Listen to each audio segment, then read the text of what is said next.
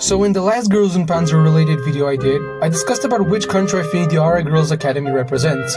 And in this video, I want to discuss on a similar topic, but this time, I want to discuss what is one of, if not the best representations in all of Girls Und Panzer, at least in my opinion that is. And this is none other than the Italian representation of Anzio in Girls Und Panzer. So without further ado, let's get started. So the first reason as to why I do think this way is because of the fact that the whole atmosphere of Anzio fits Italy so unbelievably well. From the music, which is so unbelievably good, it's literally heaven to my ears. Like, literally Anzio probably has one of, if not the best soundtracks out of any Senshadou schools. And the most fitting too. I mean, just listen to this beat.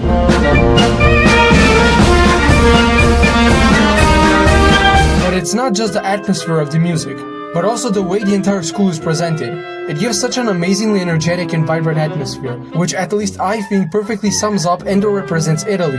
The whole vibe of the food and the architecture and people as well in general are so boastful, energetic and prideful, and also much more. And I think this entire atmosphere with all its traits absolutely perfectly sums up and represents Italy in real life, now and also throughout its entire history as well. Speaking of the people, the second reason as to why I do think this way is because all the members perfectly capture the Italians as a people, at least from what I've seen. Because just recently I visited Italy with some of my friends, Gorizia to be specific, and the people there reminded me so much of that one scene where Yukari goes to spy on Anzio and films all their stands and other things.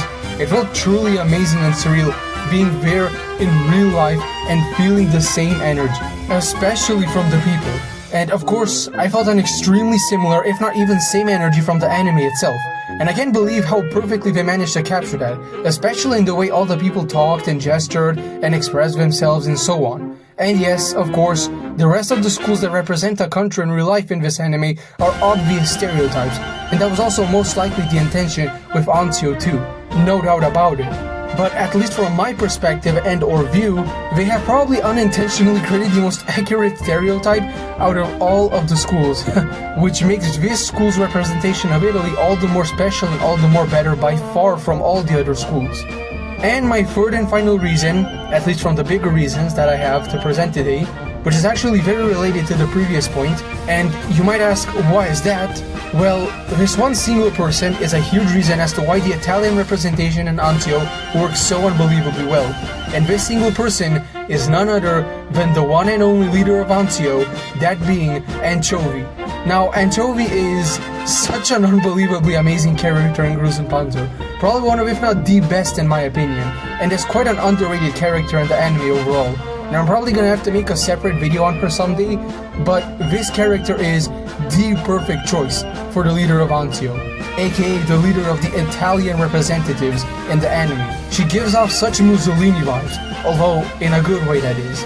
Her entire character is built off of the extreme love and careness for her entire team, her massive pride towards Italian culture, especially in terms of the military and culinary side of things, and her immense respect for Senshadou and her so-called quote-unquote enemies in Senshadou, which all sums up Anzio and also the country Anzio is supposed to represent so unbelievably well, it feels like some kind of godly coincidence to be honest. Her voice actor too, oh man.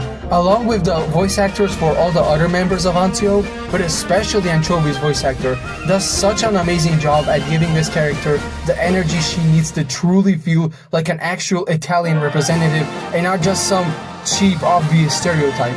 The biggest examples of that, at least in my opinion, being Pravda and its members. And with that, my final big reason as to why I think the way I do is now done and over with. There are, of course, many other smaller and sort of nitpicky reasons as to why I do think this way, but I thought these three reasons were the biggest and most important to present, so I just did that.